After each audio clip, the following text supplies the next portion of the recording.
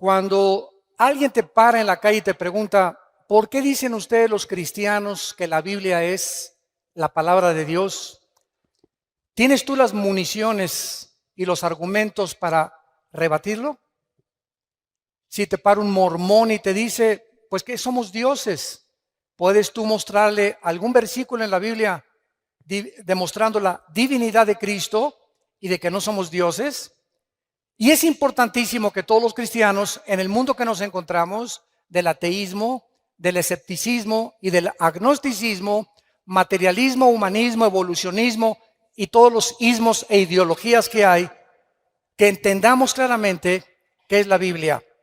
Miren ustedes, si yo pongo la Biblia del lado derecho y pongo a la izquierda las doctrinas y convenios y la perla de gran precio del libro de los mormones, el Ramayana o los Vedas de la India, el Menji Chu Tsiu Da Huese de Confucio, el Tripitaka y el Lotus de Buda, el Corán del Islam y la Biblia del lado derecho, ninguno, escuchen esto, ninguno de los libros que se consideran sagrados tiene las evidencias científicas, arqueológicas, antropológicas, genéticas, físicas, históricas, literarias, poéticas, psicológicas, sociológicas que tiene la Biblia. La Biblia es un libro indiscutiblemente singular y no existe en los billones de volúmenes de literatura en el mundo entero algún libro que se le pueda comparar.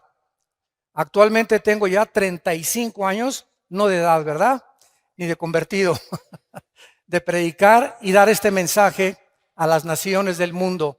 En estos 35 años, Dios es testigo de que he retado a científicos, ateos, agnósticos, escépticos, físicos, matemáticos, ingenieros, políticos, presidentes, gobernantes, con esta pregunta: ¿alguno de ustedes me puede presentar un libro mejor que la Biblia? En estos 35 años que tengo en el radio, en la televisión, no he encontrado, ni creo que nadie se atreva a decirme, este libro es mejor que la Biblia, porque si lo hiciera, demostraría la ignorancia que tiene de las Sagradas Escrituras, las cuales trato de demostrar en esta mañana.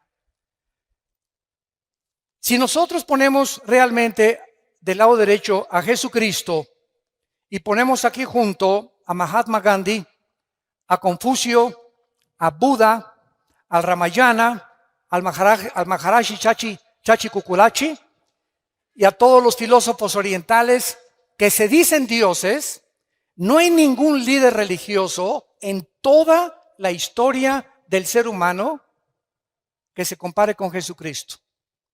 Jesucristo volvió locos a los psiquiatras en la cruz.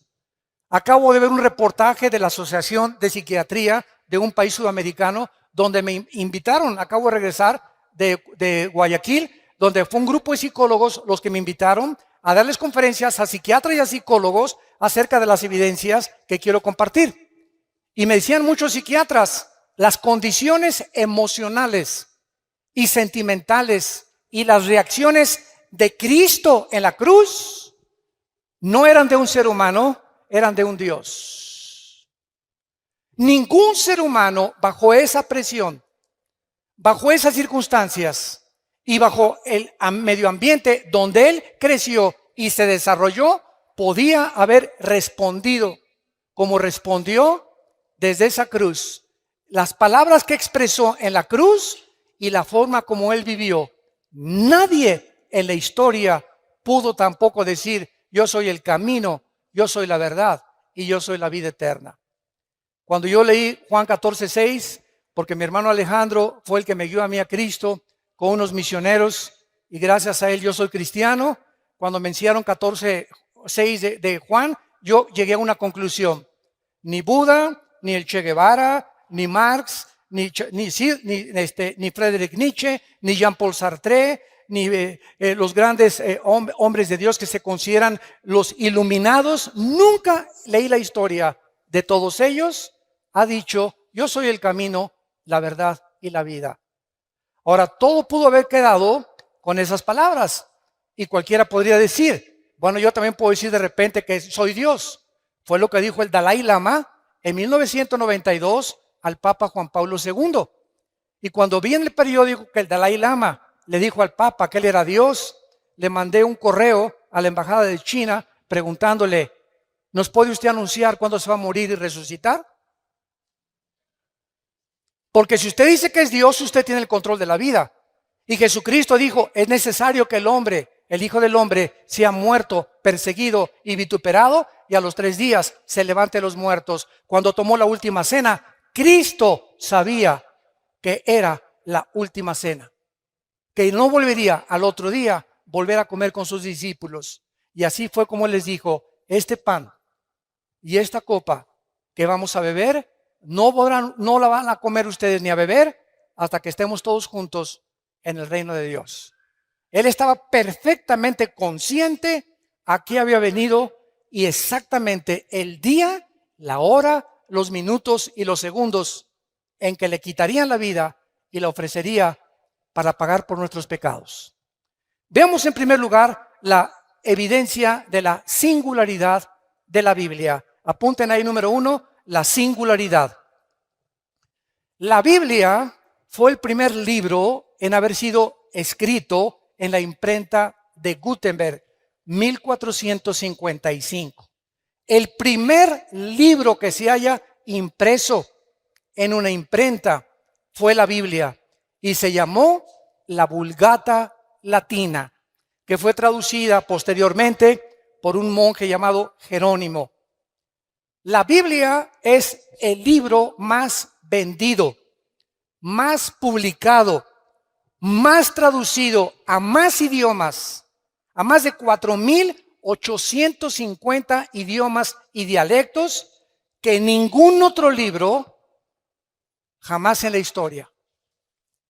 En 1986 se había traducido la Biblia a 6,700 lenguajes que por los traductores Wycliffe. Y actualmente, si tú buscas, por ejemplo, como me dijo una vez un ateo, Homero escribió la Ilíada y la Odisea, y le dije, cítame los libros de los griegos, la época de oro de los griegos, dime cuándo se escribió el Corán, el Islam, las traducciones de los sumerios, dime lo que tú quieras. De la Biblia hay 13,000 copias manuscritas del Nuevo Testamento, 8,000 de la Vulgata Latina y 1,400 en el original griego y hebreo. Simplemente en 1948, para que vean cómo la gente habla sin hablar, en 1948 se descubrieron los rollos del Mar Muerto, que se llaman los rollos de Qumran, donde vivió un grupo que se llamó los esenios. Muy bien, en estos rollos que se encuentran en el museo, mi esposo y yo los vimos en Jerusalén, cuando vayan a Jerusalén, en el museo, se encuentran y están extendidos exactamente como fueron escritos por los profetas hebreos, y es exactamente lo que está escrito en la palabra de Dios que nosotros tenemos. Así que cualquier duda que exista de que la Biblia fue adulterada, que fue aumentada, etcétera, etcétera, ahí se encuentran los documentos originales. Ahora bien, en el último siglo, la Biblia ha comenzado a traducirse, que la Biblia del joven, la Biblia de la esposa, la Biblia de los jóvenes, etcétera, etcétera, y todas las traducciones modernas están de alguna u otra manera alteradas por la Sociedad Bíblica Internacional. ¿Por qué? Porque entonces dijeron ellos, no podemos vender la Reina Valera de 1960 ni la King James, que son las mejores traducciones de los textus receptus, o sea, de los textos recibidos originales. No podemos, dijeron ellos, y tenemos que seguir con el negocio, y tenemos que seguir imprimiendo Biblias de color de rosa, moradas, verdes, amarillas, para seguir vendiendo por intereses económicos, desgraciadamente. Entonces, una de las peores versiones que hay se llama la Nueva Versión Internacional, que sustrajeron 26 versículos del Nuevo Testamento. Yo no se lo recomiendo a nadie. Entonces, esto nos muestra claramente, ¿verdad?, el ataque que la Biblia tiene Por ejemplo, después de su muerte, un hombre que se llamó François Voltaire, en 1778, un ateo agnóstico que persiguió a la Biblia y a los cristianos en Francia, dijo lo siguiente antes de morir: la Biblia jamás podrá, después de mi muerte, pasar a la historia y nadie la volverá a publicar. Cuando se murió, la casa de Voltaire se convirtió en la imprenta más grande de Biblia de Europa. Coincidencias del destino. Veamos a continuación su unidad. La Biblia es un compendio de 66 libros. Vean esto, son 66 libros que hacen un solo compendio. Estos 66 libros fueron escritos en 1500 años. En 1500 años. El último libro que se escribió en el siglo I después de Cristo fue el libro del Apocalipsis. Estos 66 libros fueron escritos por más de 40 hombres diferentes. Unos fueron reyes, otros campesinos, pescadores, poetas, granjeros, médicos como Lucas, oficiales del gobierno y ministros de Hacienda como Isaías, etcétera, etcétera. Sin embargo, la grandeza y la peculiaridad y la consistencia que mantienen estos 66 libros es de carácter sobrenatural. Déjenme explicarles. Hace algún tiempo vino a la casa de ustedes un vendedor de enciclopedias. Y pásele, le dije, porque me encanta mucho, siempre me ha gustado mucho la lectura, a ver qué me puede usted ofrecer. Y pues ahí sacó su laptop y ya me mostró las nuevas versiones del Tesoro de la Juventud, Enciclopedia Británica, bla, bla, bla, bla. Y yo le pregunté a este vendedor, ¿cuántos años tienes vendiendo libros? Y me contestó, 30 años. Le dije, hijo, toda tu vida la has dedicado a vender libros. Y realmente trae una enciclopedia en su laptop de todos los volúmenes casi más leídos y más de más cultura en el mundo. Y le hice una pregunta. Entre estos 30 años que tú tienes vendiendo libros, ¿tendrás por ahí de casualidad 3 libros que se hayan escrito en años diferentes por 3 autores diferentes y que coincidan en su pensamiento? Se metió a su laptop, comenzó a bajar ahí y me dijo después de 20 minutos, señor Alducin, no encuentro tal cosa en la historia de la literatura.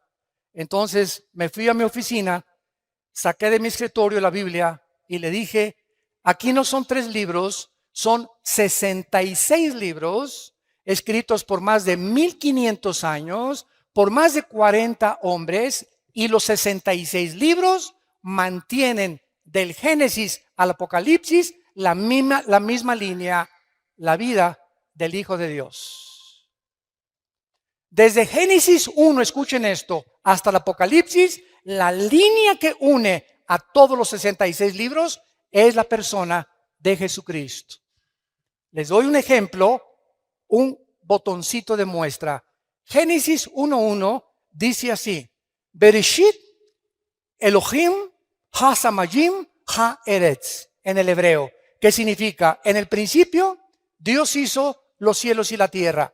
Muy bien, Génesis 1:1 tiene 7 letras en el original hebreo. Tiene 7 palabras en el original hebreo. El número 7 en la Biblia es el número de la perfección. Muy bien, de estas 7 que tiene, el de en medio de Génesis 1 es el símbolo del menorá, que es el candelero que aparece en Apocalipsis. Y si tú te metes en una computadora, como lo hicieron en 1990-95, judíos expertos matemáticos en computación descubrieron que cada 7 letras en el original hebreo aparece el nombre Yeshua, que es Jesús. Y estamos hablando de algo que se escribió hace 4500 años. Por más que hubieran tenido computadoras y hubieran sido genios de la literatura, nadie podía haber acomodado tal fraseología en la Biblia, la palabra de Dios. Ahora veamos a continuación algunas evidencias científicas, señores científicos que nos visitan y los que nos escuchan a través ahorita por el internet y las redes sociales. En el Génesis capítulo 1, entendemos nosotros que la Biblia es el único libro que nos ofrece cómo fue hecho el universo. Los científicos, óiganlo muy bien si hay estudiantes de universidad aquí o profesionistas, nunca la ciencia jamás podrá darnos la explicación de lo que sucedió en el origen del universo. Porque para que sea científico tiene que ser repetitivo. Nadie nos podrá explicar de dónde venimos. Y como la ciencia no puede retroceder a millones o miles de años en el pasado, los científicos también especulan, también teorizan, también tienen hipótesis, también son filósofos. Por eso se llama la teoría de la evolución. Y pues cuando tú hablas con un ateo o vas a la universidad y no han leído la Biblia a tus maestros, ¿qué les queda para poder explicar de dónde venimos? Y te dicen que tu abuelita fue chita. Que somos el proceso de una selección natural, que los dinosaurios se convierten en conejos, los conejos en changos, los changos en dinosaurios, los leones en pumas, los pumas en perros, los perros en gallinas. Y esto, escuchen esto ni científica ni biológicamente es posible. La biología y las leyes de la física demuestran que es imposible la evolución. ¿Pero por qué? La siguen enseñando en las escuelas a nuestros hijos porque no tienen otra opción. Y si la tuvieran, tendría que ser la Biblia y tendrían que convertirse a Jesucristo. Y su soberbia intelectual no les permite aceptar las evidencias, aunque ellos ni siquiera se han preocupado en buscarlas delante de Dios. La Biblia dice que el primer día Dios hizo la luz, el segundo día el firmamento, el tercer día la tierra y el mar, el cuarto día el sol, la luna y las estrellas, el quinto día los peces y las aves, y en último lugar, la obra de arte de Dios fuimos nosotros. Porque ni los perros, ni los cocodrilos, ni los changos, ni los conejos, ni las jirafas fueron hechas a imagen y semejanza de Dios. En esto precisamente radica la dignidad del ser humano. Que no somos animales, que hay un propósito, que sabemos de dónde venimos, que tiene un propósito en nuestra vida y sabemos a dónde dirigirnos, y que después de la muerte seguiremos existiendo por toda la eternidad. Ahora, muchas personas me han preguntado, ¿cómo es posible que el primer día Dios haya hecho la luz cuando hasta el cuarto día apareció el sol, la luna y las estrellas? No. La Biblia se contradice y es imposible que esto haya sido Yahvé. La Biblia no es la palabra de Dios. Espérame tantito. ¿Tú sabes qué es la luz? La luz es un fluido de electrones o un tipo de electromagnetismo. Y la luz hasta el siglo XXI no se ha podido definir claramente con el aspecto científico. Entonces, ¿qué quería decir Dios? Y Dios dijo que sea la luz y fue la luz. La luz es el espectro electromagnético que rodea la Tierra y que hace posible la comunicación entre los seres humanos y los animales. Si nos vamos en un cohete y nos salimos de la Tierra a la Luna, nos tenemos que llevar escafandras, porque allá arriba le puedo decir, ¿verdad? Pancho, ¿me oyes? ¿Por qué? Porque la luz no se transmite en sonidos fuera de la estratosfera. Entonces necesitamos aparatos especiales saliendo de la atmósfera terrestre para poder comunicarnos. ¿Por qué? Porque fuera de la atmósfera no existe el espectro electromagnético. Ahorita se puede grabar mi voz, puedes escuchar música en el radio, se puede transmitir ahorita en CNN o en Fox News lo que está pasando en el Medio Oriente por la televisión, y ahí viene corriendo la imagen desde el Medio Oriente, lo que está pasando a mi televisión en cuestión de segundos, gracias al espectro electromagnético. Y la Biblia tenía razón. Ahora muy bien, ¿por qué respiramos? Para que respiremos tiene que haber una fotosíntesis de las plantas. Y las plantas, para que existan, necesitan tener el agua. El orden en que Dios pone la creación del universo es exactamente el orden que la ciencia comprueba que era necesario para que la vida apareciera. ¿Quién le reveló a Moisés hace 4500 años el orden en que el universo fue hecho por Dios? Veamos en segundo lugar las pruebas de la genética, que son las que más me gustan, porque siempre estoy fascinado con la genética. Es impresionante lo que encontramos en lo que vamos a ver a continuación. Escuchen esto, hasta 1860, apúntalo. Hasta 1860 un hombre llamado Gregorio Mendel descubrió las leyes de la herencia. Era un monje que comenzó a hacer experimentos con chícharos y comenzó a mezclarlos y vio que un chícharo verde transmitía características verdes al otro chícharo y que ese chícharo le transmitía también exactamente el tamaño de ese chícharo anterior y otras evidencias más. Entonces dijo, algo se transmite de una manzana, una semilla de manzana, tiene cosas que cuando se siembran produce manzanas. La semilla de la uva produce uvas, la de la papaya produce papayas. Él descubrió que algo dentro de las semillas propagaba la consistencia, el tamaño, el color y hasta las vitaminas de la información que tenían las semillas. Pero él no tenía microscopio todavía. Y hasta 1954, el doctor James Watson gana el premio Nobel cuando descubre el ácido desoxirribonucleico, el ADN. Y este hombre gana el premio Nobel y descubre que en las billones de células que el cuerpo humano contiene, estamos compuestos de billones de células.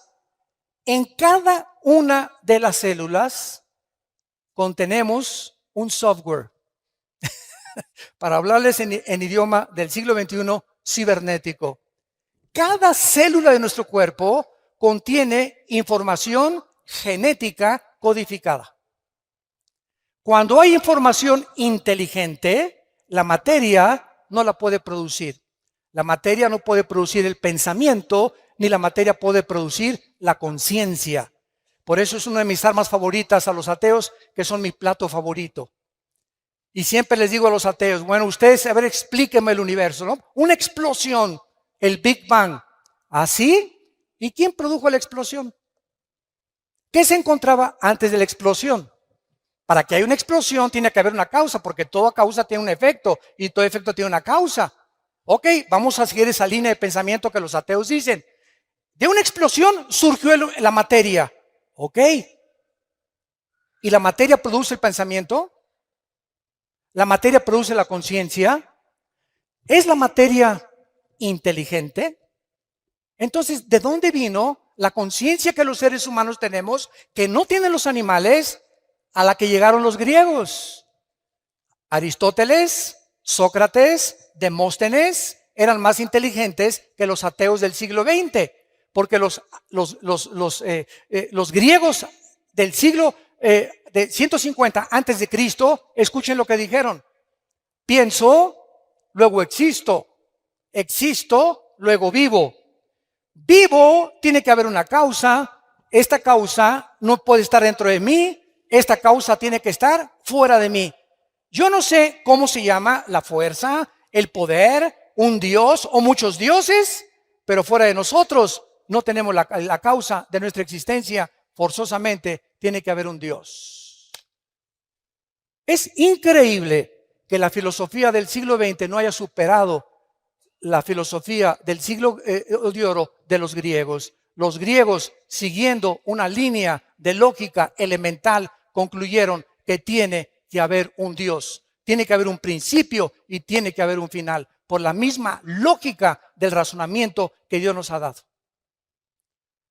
Ahora bien, cuando nosotros vemos en Génesis 1, versículo 11 y 12, las leyes de la genética, que antes de 1860, estamos hablando casi 5,000 años antes de que se descubrieran las leyes de la herencia y casi 6,000 años antes que se descubrieran las leyes del código genético hereditario o el ADN en 1954 por el doctor Watson y el doctor Crick, que fue una pareja de científicos. Dice así la Biblia: después dijo Dios, Génesis 1, versículo 11, produzca la tierra hierba verde, hierba que dé semilla, árbol de fruto que dé fruto, según su género, que su semilla esté en él, sobre la tierra, y fue así.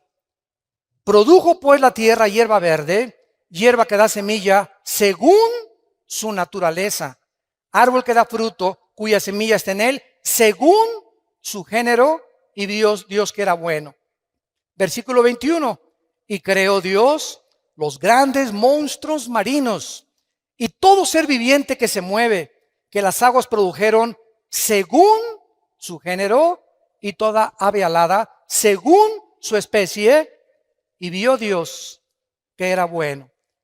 Cuando nosotros leemos esto en el siglo XXI, otra vez, y la Biblia se adelantó al periódico y a los descubrimientos científicos de mañana en la mañana. La Biblia es más moderna que el periódico de mañana en la mañana. La Biblia ya establecía las leyes de la genética, que una semilla de uva tiene un código genético que determina que cuando se siembre crezca no como plátano, ni como naranja, ni como papaya, sino que crezca con las características de la información que ahí le pusieron el que creó esa semilla. Y además esa semilla trae características antioxidantes para que los seres humanos cuando coman uvas sepan que están tomando antioxidantes. A las semillas de las naranjas tiene un código informativo, un software que Dios les puso para que cuando se siembre den exactamente según la naranja, las características de la naranja, las vitaminas de la naranja, el color y el tamaño de la naranja, y no plátanos ni papayas. Y cuando Dios hizo al ser humano con espermas del género masculino y a la mujer con cromosomas del género femenino. Y encontramos algo maravilloso, que Dios, les he preguntado esto a mucha gente, ¿quién piensan ustedes que fue primero, el hombre o la mujer? Y todos contestan y voltean a ver a su mamá. Todos aquí, no hay nadie que no haya tenido mamá. No, entonces me contestan, es lógico que Dios haya hecho primero a la mujer. Sin embargo, la Biblia no nos lo explica de esta manera. Y cuando se descubren las leyes de la genética, nos sorprendemos las evidencias científicas, no teorías, con que está avalada y respaldada el registro de la palabra de Dios. ¿Se acuerdan cuando Dios creó a Eva? ¿De dónde la sacó? Muy bien. Primero Dios hace al hombre. Agarra el polvo de la tierra, así de lodo nos hizo a nosotros, varones. Así de lodo a los hombres, ¿verdad? Así toscos, bruscos. Y ya después de que hace a Adán como una estatua, Dios hace esto. Y Adán recibe algo que no recibió Chita, ni los gorilas, ni los rinocerontes, ni los pájaros, ni los perros, ni los gatos. El hombre recibe el aliento directo, infundido de Dios, porque dice Eclesiastés 3:11 que Dios pone desde ese momento la eternidad en el corazón humano. Dios sopla dentro de él algo que era de él, de Dios. Y por eso somos a imagen y semejanza de Dios. Y después de que Dios crea a Adán, pues lo lleva al huerto y lo pone a labrar el huerto y a poder sembrar en el huerto. Trae a todos los animales para que les ponga nombre. Y ya que Adán vio que Chita no podía ser su novia, ni la jirafa, ¿verdad? Ni ninguna leona, ni ninguna tigresa por ahí. Entonces Dios pone a dormir en capítulo 2 del Génesis a Adán, y escuchen lo que pasa. Esto es impresionante. Adán duerme y Dios dice en la Biblia que saca una de sus costillas, porque la palabra en el hebreo es Selah, que significa costilla. Y de esa costilla, de ese material genético, saca al hombre. Muy bien. El hombre, para que entendamos esto, tiene dos cromosomas, X y Y. Los que son médicos aquí nos lo pueden confirmar. El hombre tiene X, Y. La mujer tiene dos cromosomas sexuales XX. La mujer no tiene el cromosoma que determina el género masculino.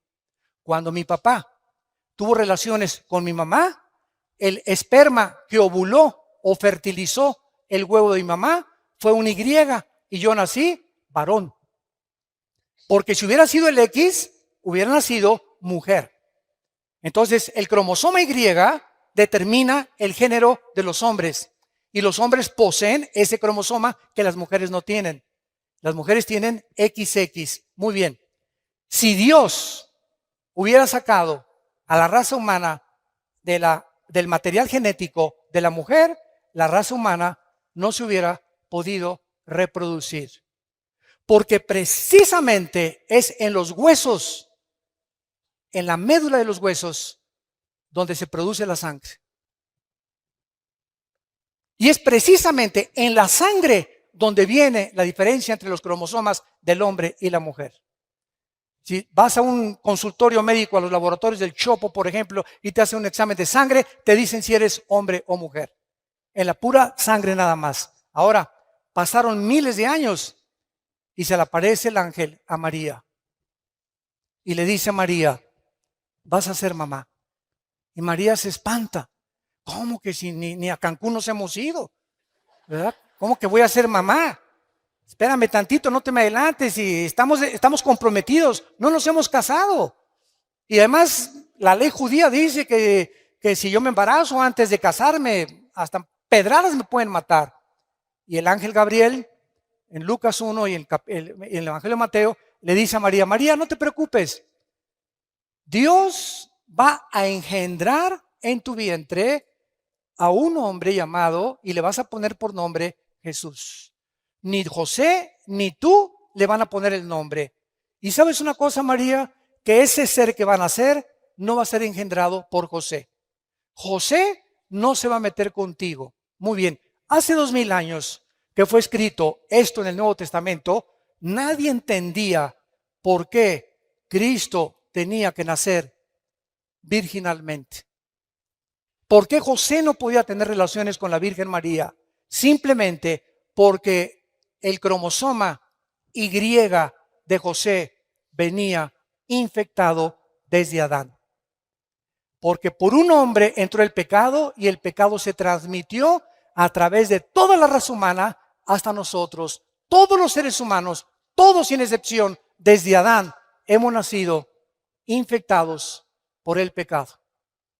Carlos Marx le decía la lucha de clases. Sigmund Freud, el problema del Medio Oriente y la sexualidad infantil. William Shakespeare, el defecto trágico. Y muchos hombres han tratado de por qué el hombre es contradictorio en su comportamiento. ¿Por qué esa conducta autodestructiva con la cual nacemos? ¿Por qué a los niños no les enseñas a portarse mal? Desde que están chiquitos, un niño al año y medio es el más grande dictador de su casa. Un niño al año y medio, a los 2 años, ¿verdad? A los 3 años, no quiero mi juguete, quiero el de Pepito. No se hace eso, niño, no me hace berrinchito. Y vemos que hay algo dentro del ser humano que va en contra de toda autoridad, de todo lo que se les dice. Y se les enseña a portarse bien, porque el mal nacimos con él. El mal, como la Biblia lo explica claramente, de nosotros viene por herencia desde Adán hasta nuestros días. Entonces, vemos que las evidencias genéticas, físicas de la creación de la Biblia son maravillosas y que podemos nosotros, a través de esto, darle una respuesta al ser humano para que el ser humano pueda entender por qué la Biblia es el libro de los libros. Hace 2300 años, antes de que Galileo Galileo Galilei, tu padrino, descubriera que la tierra era redonda, apúntalo. En el libro de Isaías 40, capítulo 40, versículo 22. 2300 años antes que Galileo, la Biblia ya decía que la tierra era redonda. Hay una ley en la física, todos ustedes que son de carácter universitario de la preparatoria, que se llama la ley de la entropía. Y todos ustedes, si ya pasaron la secundaria a la preparatoria o están en la universidad, forzosamente tienen que conocer que hay una ley que rige a todas las demás leyes, que se llama la ley de la primera y la segunda ley de la termodinámica. ¿Qué establecen estas leyes físicas?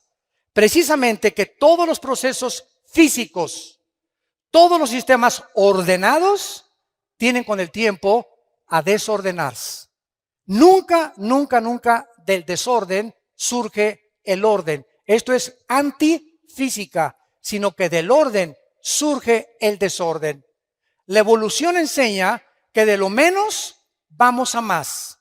Y la Biblia enseña que fuimos coronados como la creación máxima de Dios y estamos como los cangrejos en lugar de evolucionar. Claro que hemos evolucionado tecnológicamente y científicamente como criaturas físicas y como criaturas intelectuales, pero como seres humanos hemos hecho el ridículo porque estamos en el siglo XXI y ahorita, en noviembre del año 2015, el mundo está a punto de entrar a una tercera guerra mundial. ¿Dónde está el razonamiento? ¿Por qué no hemos podido vivir en paz? ¿Qué le pasa al ser humano? ¿De qué nos sirvió llegar a la luna? Y los experimentos y los descubrimientos, todo eso ha ensoberbecido al ser humano. Simplemente, profesando ser sabios, se hacen necios. Porque habiendo conocido a Dios, no le quieren glorificar como a Dios, ni le quieren dar gracias. El ser humano está envanecido en sus razonamientos. Su corazón ha entenebrecido y nos hemos creído dioses. Y por eso el mundo se encuentra como se encuentra. Por eso Estados Unidos legalizó el aborto en 1973. En junio de este año legalizaron los matrimonios gays, que es el síntoma más grande de descomposición de la familia en el mundo entero y de una nación. Porque la nación la forman las familias y las familias forman las naciones. Si la familia se desintegra, la nación no tiene ningún futuro. Y este es el punto al que hemos llegado porque no hemos querido aceptar a Dios. Antes de que las leyes de la entropía y de la termodinámica se descubrieran en el libro de Hebreos, capítulo 1, la Biblia escribió hace 2000 años la primera y la segunda ley de la termodinámica. Señores astrónomos, astrofísicos y físicos matemáticos que nos están escuchando en este momento. Y eso no te lo enseñan en tu universidad ni en tu escuela. Les da vergüenza reconocer que al principio fundaste la tierra. Los cielos son obra de tus manos. Ellos perecerán, mas tú permaneces. Todos ellos se envejecerán como una vestidura. Como un vestido los envolverás y serán mudados. Pero tú eres el mismo y tus años no acabarán. Exactamente lo que estas leyes establecen, que todo se descompone, todo se oxida, todo se termina, todo se arruina, todos tenemos que meterle mantenimiento a un edificio, mantenimiento a mi coche, mantenimiento a mi persona. Estamos nosotros muriendo celularmente cada segundo. Todo el universo que está a nuestro alrededor está en proceso de descomposición. El Sol pierde millones de toneladas masa cada segundo, tal como la Biblia lo anunció hace 2000 años. Los cielos se envejecerán, todo se echará a perder, pero tú, Señor, eres el mismo a través de la historia. Y en último lugar, aunque tengo aquí más de 50 evidencias bíblicas, estas las compartí en Colombia, quiero mostrarles a ustedes las leyes médicas, también evidencias médicas, si hay médicos acá. Todos ustedes conocen la Enciclopedia Británica, muy bien. La Enciclopedia Británica, no la Biblia, la Enciclopedia Británica documenta que en 1845 había un hombre médico llamado Ignacio Semmelweis. Semmelweis. Y este médico estaba aterrorizado porque de cada 100 mujeres que parían, se morían 70, 80 mujeres. Dijo, Dios mío, ¿pero qué está pasando? Somos médicos y nosotros tenemos que en lugar de que se nos mueran, salvarles la vida.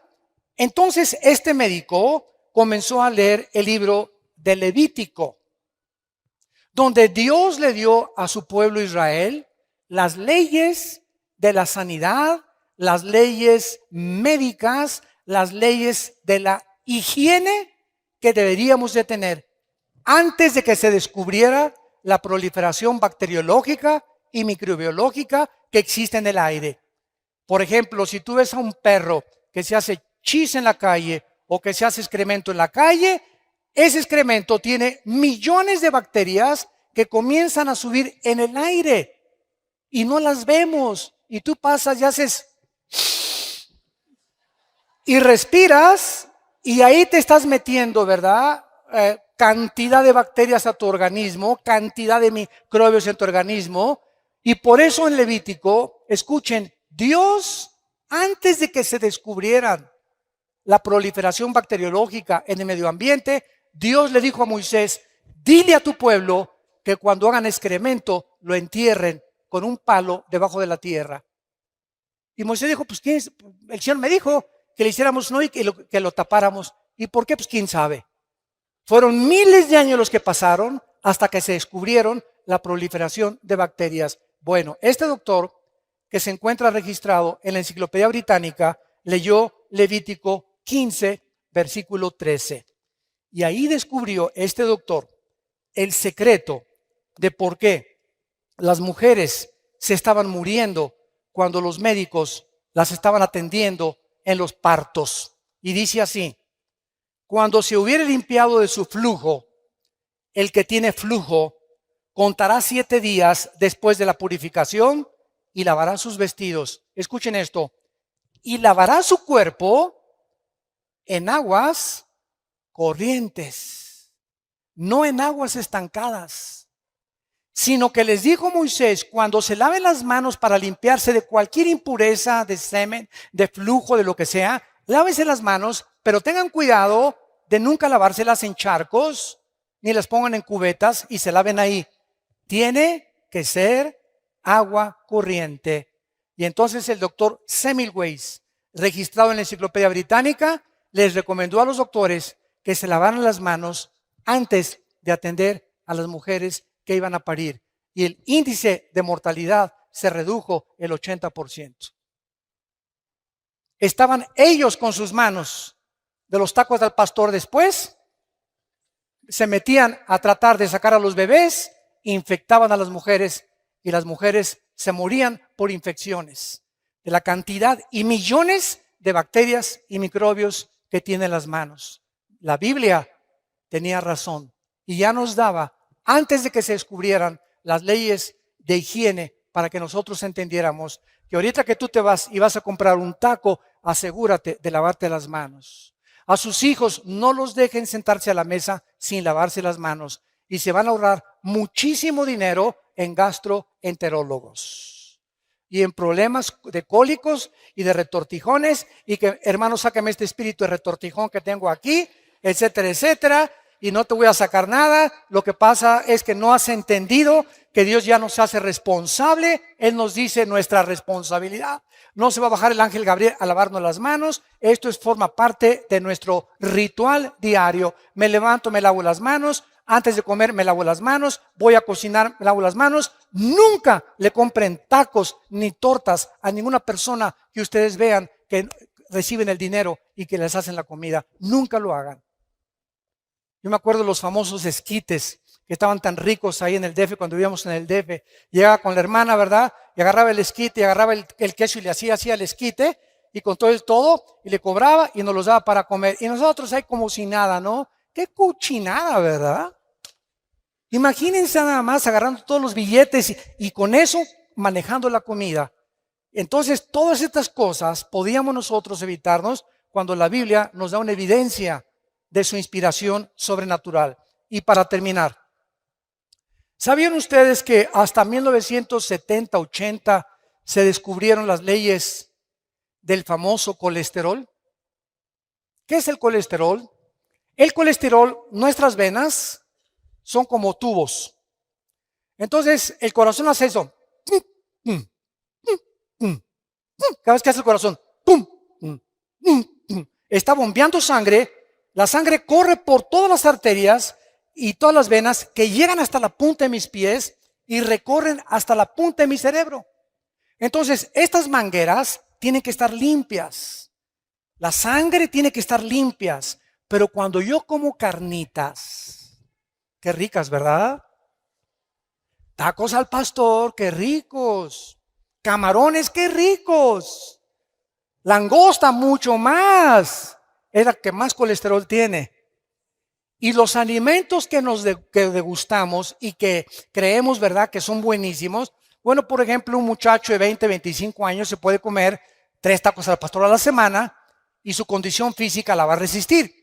Pero si pasamos de los 40 o llegamos al 5.º piso ya pasamos del 5.º piso, ¿verdad? ¿Qué es lo que hay que hacer? Cuidar nuestra dieta. Y lo más importante, el colesterol. Muy bien. Si yo no cuido el colesterol y como mucha grasa animal, o mucha carne, por ejemplo, o muchos camarones, o muchas cosas que Dios prohíbe en Levítico capítulo 11, mis venas, la tubería, se comienzan a bloquear. Entonces se aprietan las venas y el corazón hace... Comienza a bombear con más esfuerzo el corazón porque el colesterol está bloqueándome las venas y por eso sobrevienen los ataques cardíacos. De repente tienes 40, 45, 50 años y ¿qué me pasa? Al hospital y vas para el suelo. Y te hacen un examen de sangre, estás con el colesterol de más de 200 puntos, los triglicéridos más de 300 y la glucosa más de 100 puntos, que son los límites que debemos de tener. ¿Por qué? Porque estamos violando las leyes de la higiene que Dios estableció en su palabra. Todo nos es permitido, mas no todo nos conviene. Según la edad que tengamos, tenemos que tener más cuidado. La Biblia nos recomienda beber por lo menos 2 litros de agua diarios. No de Jamaica, no de horchata, no de durazno, agua. ¿Sabes qué es agua? Agua. Sin nada. Ahora, claro que puedes echarte tu horchata, lo que tú quieras, ¿no? Pero mínimo 2 litros de agua, agua natural, porque somos más del 80% de nuestro cuerpo está compuesto de agua, más el cerebro. Y el alimento privilegiado para el cerebro y para tener alerta el cerebro es el plátano. Un plátano diario te da el potasio y las características que necesitan tus neuronas del cerebro para que pienses bien y no sigas pensando en el Calimán ni en ricas y famosas. Santos de Dios, tenemos el libro, la palabra profética más segura a la cual haríamos bien en estar atentos. Qué privilegiados somos nosotros los cristianos, de tener un mapa, un GPS, una brújula que me diga cómo tratar a mi esposa, qué es el matrimonio, cómo debe ser mi noviazgo, cómo debo manejar mis negocios, cómo debo de manejarme en la sociedad, cómo debo de pensar, a dónde me dirijo, cómo sacar de mi vida el estrés, la ansiedad fuera de mi vida. No. Confío en Dios, Él es mi Salvador, mi roca, mi castillo. Oh Dios, en ti confiaré, fuera estrés de mi vida. Ahora sí he descubierto que el estrés es la enfermedad que produce el 60% de las dolencias físicas y mentales del ser humano. El estrés. La clínica Rochester en Mayo, la clínica Mayo en Rochester y el hospital Hopkins en Estados Unidos coordinaron y coincidieron por primera vez el año pasado que el estrés es la enfermedad más grave del ser humano del siglo XXI. España es el país que más pastillas tranquilizantes consume. Es el país donde hay más abortos y donde hay más divorcios en todo el mundo, en España. Y en México no nos quedamos ya para atrás. Cantidad de ustedes están recurriendo a Valium, a Prozac, a tranquilizantes nerviosos para poder funcionar químicamente. Y te estás drogando sin que tú te des cuenta. ¿Por qué? Porque no crees que Dios dijo, mi paz les dejo, mi paz les doy. Hace 2000 años el Hijo de Dios nos trae la medicina antes de que la enfermedad surgiera, el estrés. ¿Qué es el problema de la gente estresada? Que no tiene paz. Y si tú no tienes paz, no puedes pensar. Si no tienes paz, no puedes orar. Si no tienes paz, no puedes venir a la Biblia. Porque como Pepito en Comal llegas, ¿verdad? Y el Espíritu Santo te dice, aplácate, sereno moreno primero. Tranquilino pino cocolino. Ya que te calmes, ya que te tranquilices, dice el Espíritu Santo, me podré comunicar a tu espíritu. Pero en el estado en que tú te encuentras, no vas a discernir la voluntad de Dios para tu vida. Por nada estén afanosos, sean conocidas sus problemas con toda oración y súplica en el Espíritu. Y la paz de Cristo, que sobrepasa todo entendimiento, guardará nuestros pensamientos y nuestros corazones en Cristo Jesús. Shalom, que tengan paz. Gracias por tu palabra, Señor. Gracias, Señor, por tu palabra, porque nos has dejado una palabra que nos puede sostener en un mundo convulsionado por la inestabilidad, en un mundo donde hay demasiada confusión religiosa, política, económica, un mundo que no te conoce, donde nos has llamado a formar parte de tu cuerpo para anunciar las virtudes de aquel que nos llamó de las tinieblas a tu reino admirable. Gracias, Jesús, por haber abierto tus brazos en la cruz, y desde esa cruz, con tu cabeza coronada de espinas, los clavos en tus manos y los clavos en tus pies, y abandonado, traicionado y perseguido por todo el gobierno romano y por los que se decían tus amigos, de tu boca salieron las palabras más excelsas y más sublimes que un hombre pueda pronunciar en medio del dolor. Padre, perdónalos, porque no saben lo que están haciendo. Gracias, Jesús, porque ahora, con conciencia de lo que estamos haciendo, has entrado a nuestra vida a fortalecerla y animarnos a seguir peleando en medio de tanta oposición de un mundo condenado por el pecado, la buena batalla de la fe. Te pedimos, Señor Jesús, por el gobierno de México. Te pedimos por el presidente Peña Nieto y su familia, por todos los que forman el gabinete presidencial, por el gobernador de este estado, de todos los estados de la República. Señor, trae la paz a México. Necesitamos vivir en paz. Trae la paz a las familias, trae la paz a las iglesias, y esa paz en nosotros, que la podemos proyectar y reflejar para que Jesús pueda vivir verdaderamente a través de siervos que ya no vivimos para nosotros, sino para aquel que vive por los siglos de los siglos, en quien oramos y a quien adoramos, al Hijo de Dios. Amén.